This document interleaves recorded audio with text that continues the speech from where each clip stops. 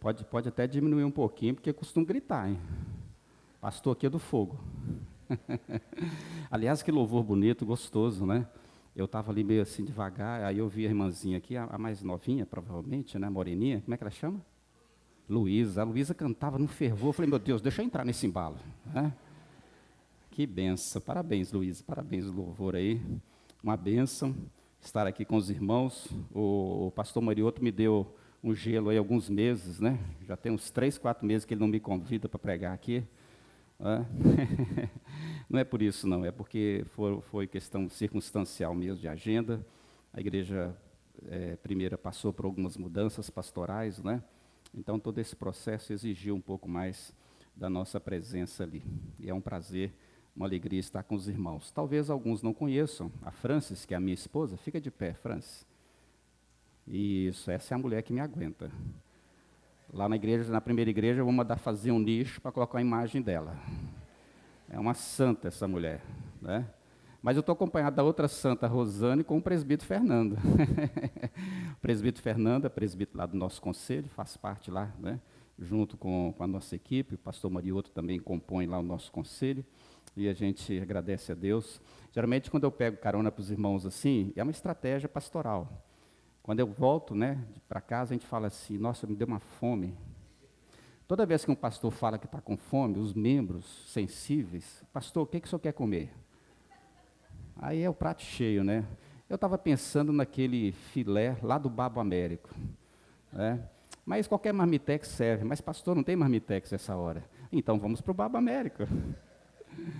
Aí os irmãos levam a gente para jantar fora, é uma benção. Porque eu sempre venho acompanhado de algum presbítero, porque sempre sai uma jantinha depois, sabe?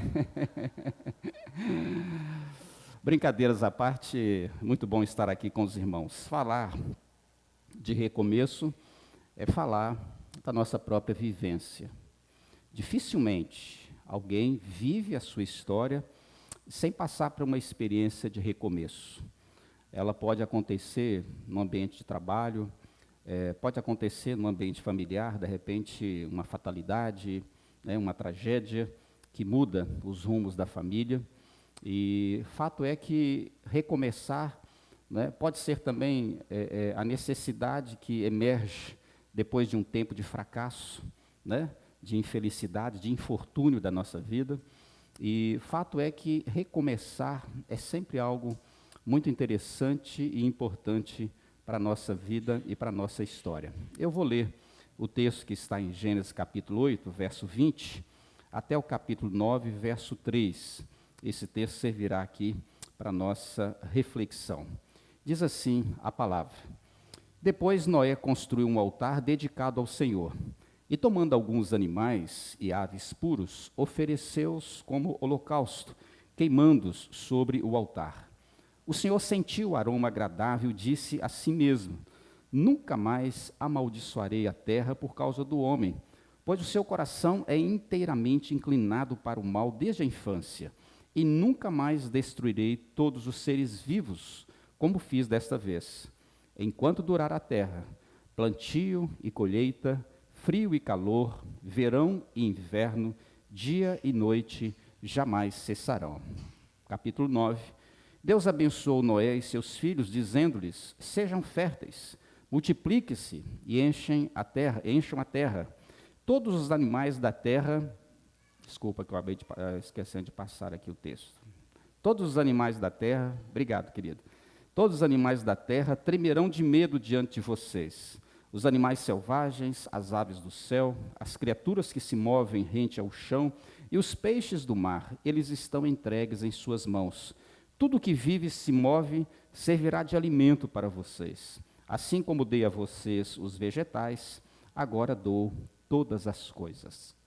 Palavra de Gênesis, palavra oportuna para a nossa vida. Recomeço, coloco aqui um pensamento que eu escrevi, é aquela experiência que conjuga perfeitamente o antigo com o novo. O antigo se encarregou de confirmar a permanência segura e real de Deus ao nosso lado. O novo traz novas variações e desdobramentos, mas resulta também da continuada presença de Deus. É óbvio que recomeçar não é uma tarefa que faz parte das nossas habilidades naturais. Recomeçar pode ser resultado de um fracasso iminente, recomeçar pode ser um movimento forçado pela própria adversidade em nossa volta. O recomeço não é necessariamente algo que nós lidamos com muita habilidade e destreza. Nós não encontramos, às vezes, as ferramentas necessárias, seja dentro de nós, por exemplo, em termos emocionais, para recomeçar a nossa história, nem tampouco encontramos as ferramentas do lado de fora, porque, de repente, esse recomeço começa da estaca zero. Portanto, o recomeço não é uma experiência simples. Por isso que é importante sabermos que, diante de Deus, mesmo tendo vivido um momento turvo, um momento de fracasso, um momento de fatalidade, uma tragédia, uma adversidade, uma tempestade, o Deus que está presente neste tempo é também o Deus que nos dá as estruturas necessárias para este novo tempo que se inaugura, o recomeço. E é exatamente isso que eu vejo aqui em Gênesis. Eu quero primeiro desmistificar a história de Gênesis, especialmente a história da Arca de Noé. Todas as vezes que nós contamos essas histórias, nós aplicamos uma dose excessiva de romance. É lindo o barco, as águas, os animais, sempre organizadinhos em duplas entrando na arca. Mas, a bem da verdade, segundo o texto, segundo a Bíblia, Noé levou 100 anos para construir a arca. E durante esse tempo inteiro, a única coisa que Noé testemunhou e viu foi exatamente a opinião oposta das pessoas em sua volta. Provavelmente foi considerado um homem louco.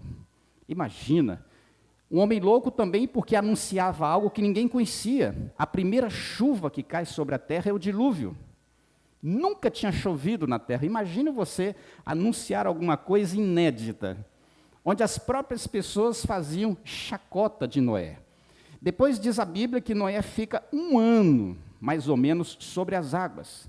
A partir do momento que as águas caem, até o momento mais ou menos da sua saída, que é esse tempo aqui, quando ele presta cultos a Deus. Mas é um ano de muito estresse, porque se você raciocinar, esse conjunto de animais precisavam de alimento.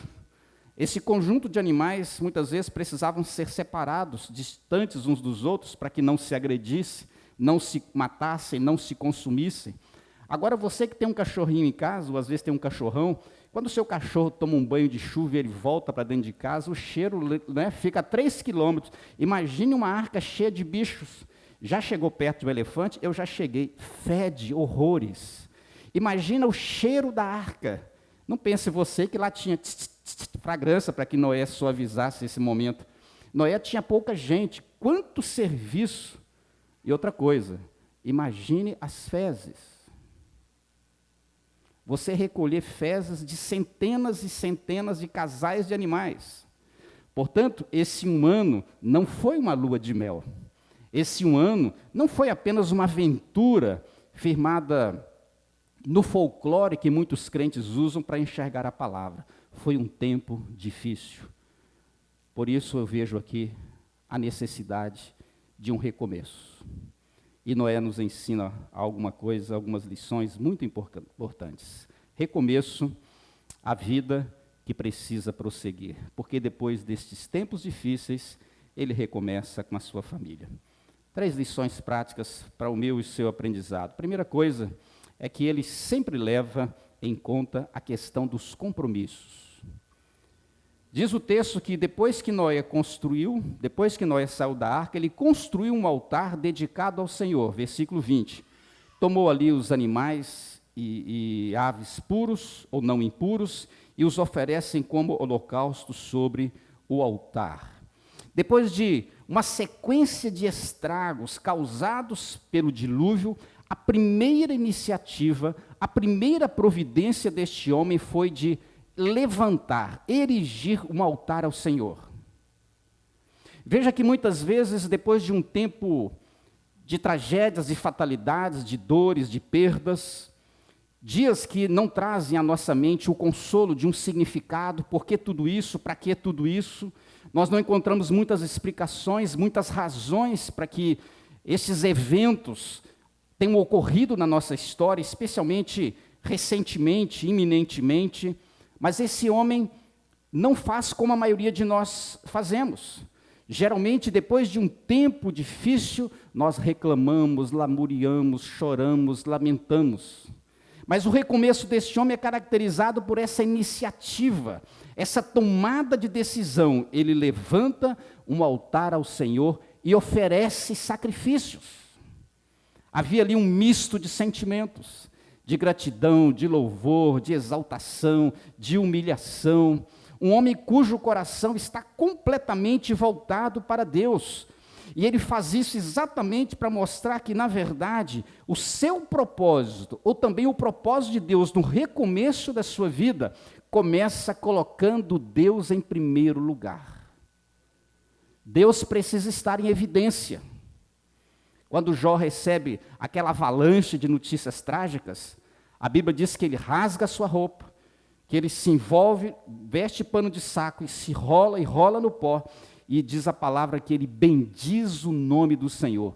Deus deu, Deus levou, louvado seja o nome do Senhor.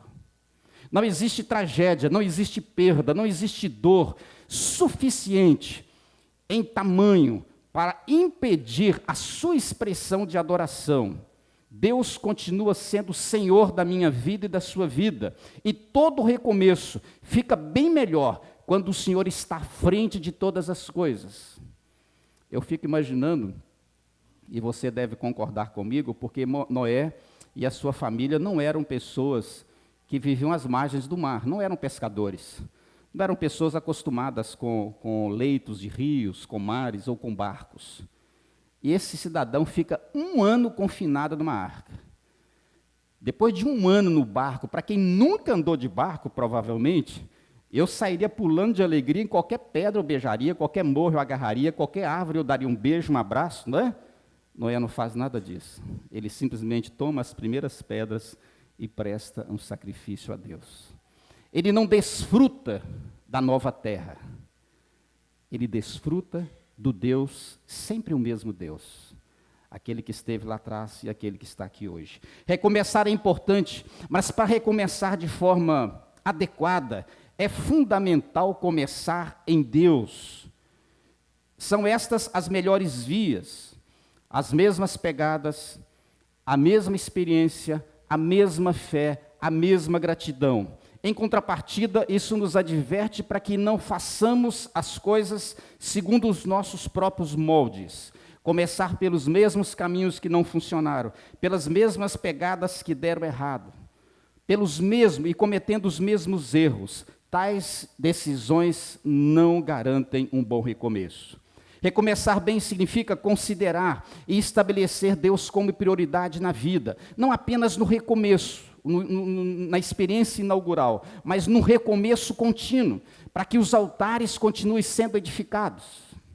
Quando Jacó foge da presença de Esaú, ele chega a Betel, que chamava Luz, ali ele sonha com a escada de anjos subindo e descendo, é Deus provando para ele que Deus não o abandonou, que Deus não abandonou a raça humana, que Deus continua nos amando, e ali diz a Bíblia que ele levanta um altar ao Senhor. Pergunte para o seu coração, quantos altares tem na sua história? Quantos altares tem na minha história? Antes de planejar, antes de desfrutar da nova terra, antes de sonhar, antes de tomar qualquer iniciativa, de permitir que qualquer preocupação assuma o controle do seu coração e da sua mente, Noé prioriza o Senhor, cultua e desfruta de Deus. Todo bom começo ou recomeço pede esta experiência de comunhão e a entrega daquilo que temos de melhor. Os animais são puros. Ele foi seletivo. Ele pensou aquilo que ele tinha de melhor na arca e oferece ao Senhor. Depois disso, Noé põe a sua família para trabalhar. Depois disso, Noé começa a realizar os seus projetos pessoais e os seus sonhos. Recomeço. A vida precisa prosseguir. Ele sempre leva em conta a questão dos compromissos. Segunda coisa, ele também sempre considera as bênçãos de Deus, antes e depois. Diz o verso 21 que Deus recebeu o aroma daquele holocausto e faz uma promessa: nunca mais amaldiçoaria a terra por causa do homem. Enquanto durar a terra, haverá plantio, colheita, estações, frio, calor, verão, inverno, dia e noite, essas coisas permanecerão. Verso 22. No verso 1, Deus abençoou Noé e seus filhos, dizendo-lhes: sejam férteis, multipliquem-se e encham a terra. Bênçãos. Mas as bênçãos começaram muito antes disso. Até antes mesmo da construção, da edificação da arca. Perduraram durante os 100 anos da sua construção. Permaneceram presentes durante 1 ano de muitas lutas e provas dentro da arca. E agora essas bênçãos continuam. Haverá plantio e colheita, sol e chuva, lua e sol, dia e noite. E vocês terão filhos.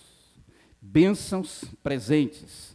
Em todo o tempo, em toda a história que esse homem conhece como trânsito existencial, ele conta com a providente bênção de Deus. Aliás, falta-nos esta sensibilidade, esta ótica, que espiritualmente falando significa olhar para o passado, não apenas selecionando e elevando e valorizando aquilo que é ruim, negativo, prejudicial, aquilo que diz respeito a perdas e prejuízos, mas vendo a presença de Deus mesmo nestes tempos obscuros.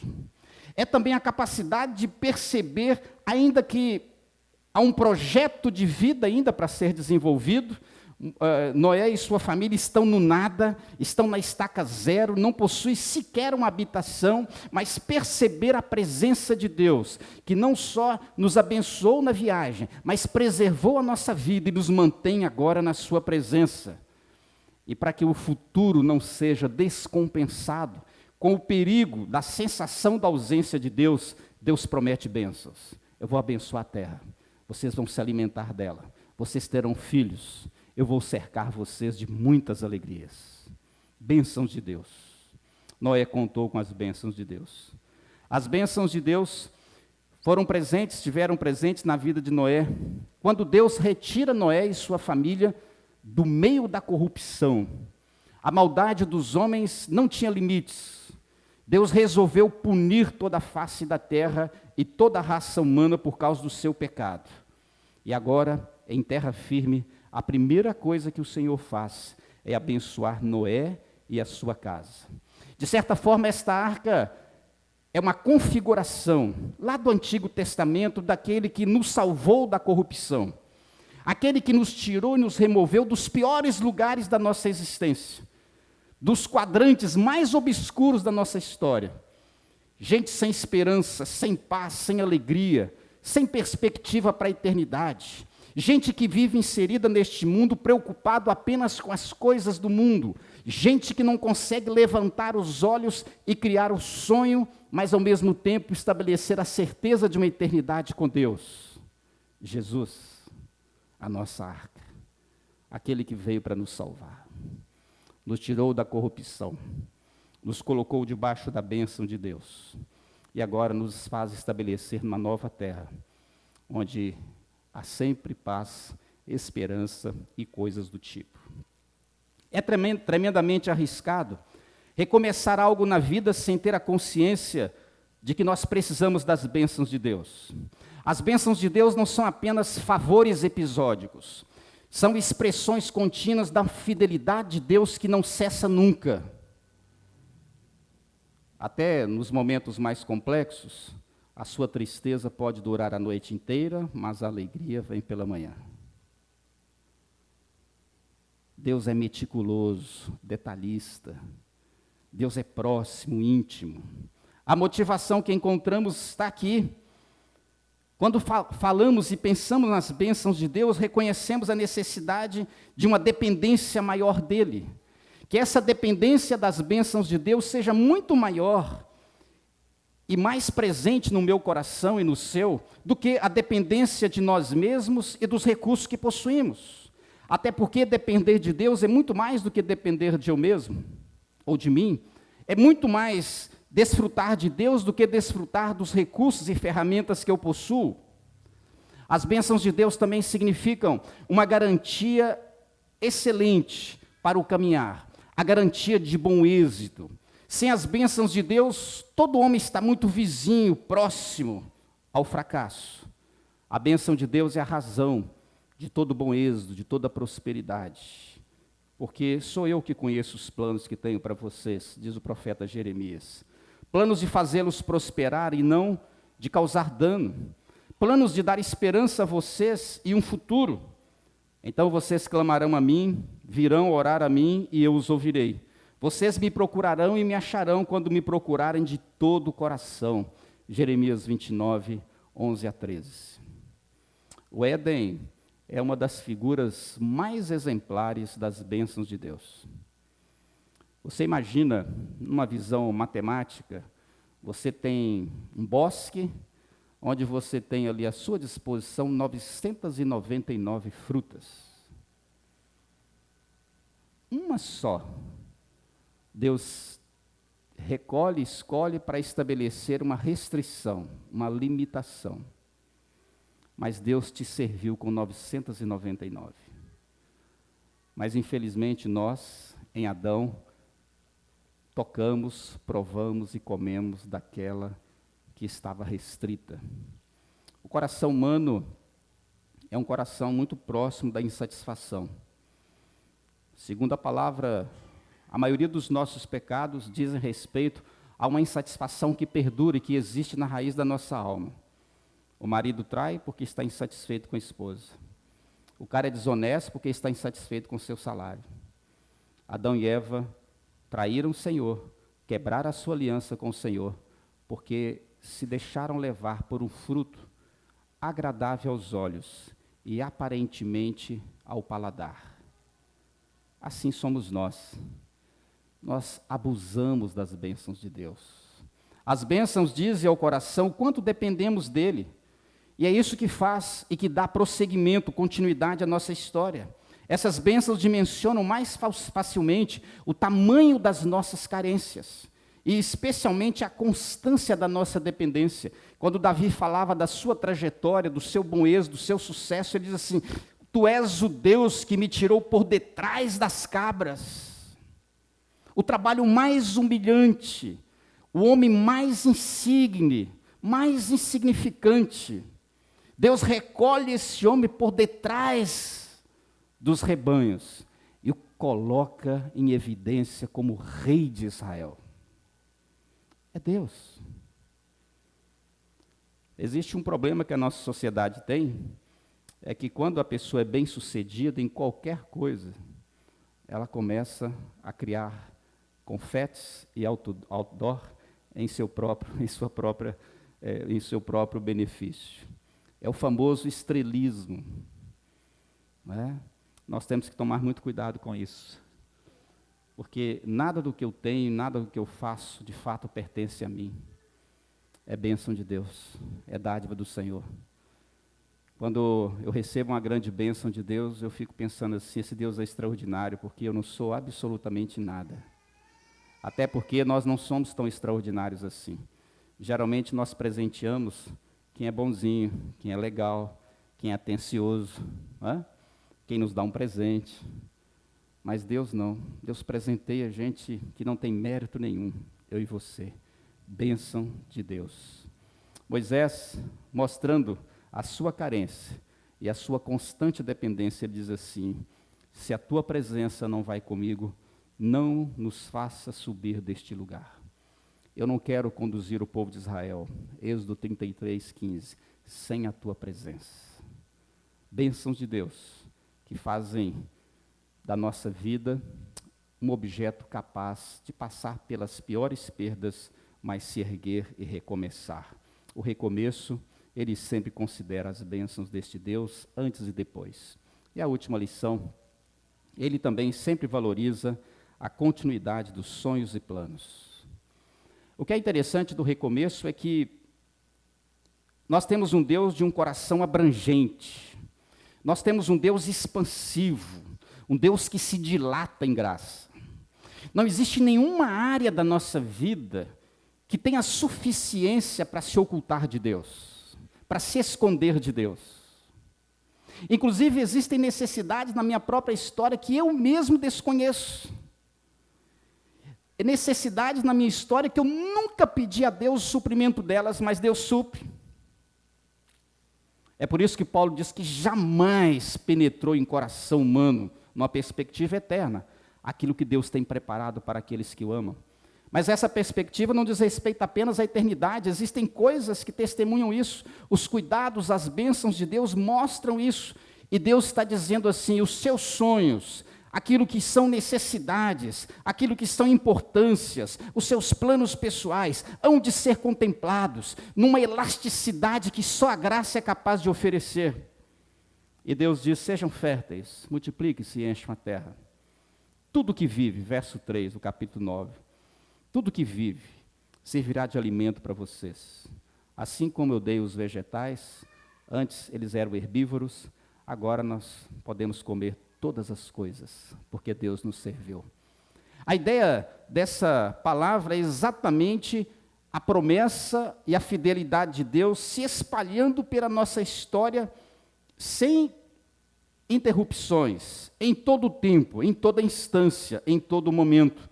Essa passagem diz sobre os propósitos de Deus para a vida de Noé e sua família, propósitos estes que são extensivos a todos aqueles que creem. Esses propósitos de Deus, eles dão uma certa robustez, eles consolidam, testemunho da aliança de Deus com o homem. Ele está dizendo, eu vou manter vocês, eu vou sustentar vocês. Alguns estudiosos chegam a abusar, no bom sentido, dessa graça de Deus, dizendo que até os ímpios são contemplados por essas bênçãos.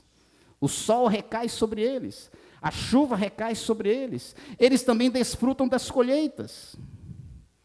Portanto, percebemos que os nossos sonhos e projetos são valorizados por Deus. E Deus tinha um princípio em tudo isso. Ele está dizendo ao seu coração e ao meu coração que a vida deve continuar.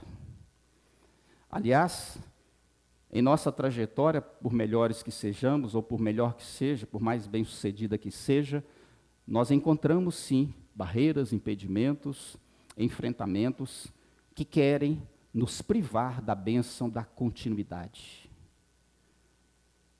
Quando eu cheguei aqui em Santos, eu fui pastorear a igreja, conhecendo os irmãos, encontrei uma irmã que há 22 anos não participava de uma celebração de Natal na igreja. E depois, visitando-a, eu arguí, perguntei sobre o motivo, e ela disse assim, porque a minha mãe faleceu no Natal. E eu disse para ela assim, vamos inverter isso. Não é? Primeiro que o Natal não tem nada a ver com a morte da sua mãe. Não é? Apesar que lá na primeira igreja, eu já decidi, está decidido lá pelo conselho, que ninguém pode morrer na segunda-feira, que é o dia da folga do pastor. Então, isso está decidido. Se você quiser fazer velório, irmão, é a partir de terça, viu? Por favor, marca aí o seu agendamento, faça o seu agendamento, né? Liga lá para o memorial, olha, terça-feira eu estou indo, né? Mas não faz na segunda, porque o pastor também está nesse quadro. Mas eu fui conversar com essa irmã, imagine você, 22 anos sem comemorar o Natal, porque a mãe morreu. Uma verdadeira paralisia espiritual. Até porque, eu já passei por isso, quando a gente perde alguém, é claro, eu choro, eu sinto, eu lamento, lógico, normal. Vou levar um tempo, de vez em quando vem lágrimas, dores, sofrimentos, mas é importante que a gente pense o seguinte, essa pessoa estava aqui, nós estávamos bem, ela estava bem, mas ela está num lugar muito melhor. Muito melhor. Essa é a nossa esperança. É a nossa confiança. A vida continua. Muitas mudanças ocorrem. Mas Deus diz para você, os meus sonhos e os seus sonhos, os meus propósitos e os seus propósitos são validados pela minha fidelidade. O recomeço pode trazer novas experiências, novos tempos, novos endereços, novas realidades, mas ele vem da parte de Deus com a manutenção da sua soberana vontade, dos seus propósitos básicos, fundamentais e essenciais para o caminho. As providências de Deus testemunham de seus arranjos para ensinar ao homem que ele deve dar continuidade também aos seus sonhos, aos seus projetos pessoais, porque Deus sempre estará com ele na direção, ao lado, sustentando e abençoando a sua vida. Depois que Pedro negou Jesus, ele voltou a pescar. Mas Jesus não aceitou isso. Jesus foi lá e buscou Pedro novamente. Não só ele, mas alguns dos discípulos o acompanharam. É como se Pedro tivesse dito o seguinte: bem, eu pisei na bola, cometi um grave delito, eu não sou mais digno de ser discípulo. Mas Jesus vai lá, resgata Pedro, restaura Pedro emocionalmente, e Pedro se torna o primeiro grande discípulo usado pelo poder do Senhor. Deus faz assim. Às vezes eu e você queremos fugir, queremos voltar à pescaria. O recomeço é mais rico quando entendemos que a cada recomeço eu preciso acatar e entender a vontade de Deus para a minha vida. Porque até muito mais do que eu, este Deus é rico em planos e sonhos para a vida dos seus fiéis. Quando Deus chama Paulo e envia Ananias para orar por ele, Ananias resiste, se preocupa, teme, e Deus fala para Ananias assim: fique tranquilo, porque eu vou mostrar para ele o quanto importa sofrer pelo meu nome. É como se Deus dissesse: este homem que você está com medo dele será o maior dos apóstolos. Eu vou fazer coisas extraordinárias na vida dele e por meio dele. Recomeço, a vida que precisa prosseguir. Ele sempre valoriza a continuidade dos sonhos e planos. Você está sendo convidado a sair da arca e a dar continuidade à sua vida. Recomeçar é sempre um grande desafio, mas tendo o Senhor ao nosso lado, encontramos forças, estímulo, motivação, coragem, esperança de que agora será bem melhor que antes. O que passou, o que foi vencido ficou para trás. O desafio para Noé é: saia da arca e viva os planos que eu tenho para você. Ao recomeçar, conte sempre com a bênção do Senhor, mas não se deixe estabelecer em lugar algum, exceto dentro da vontade daquele que vai te incentivar a dar continuidade à sua história. Que esse Deus nos ajude e nos abençoe. Amém.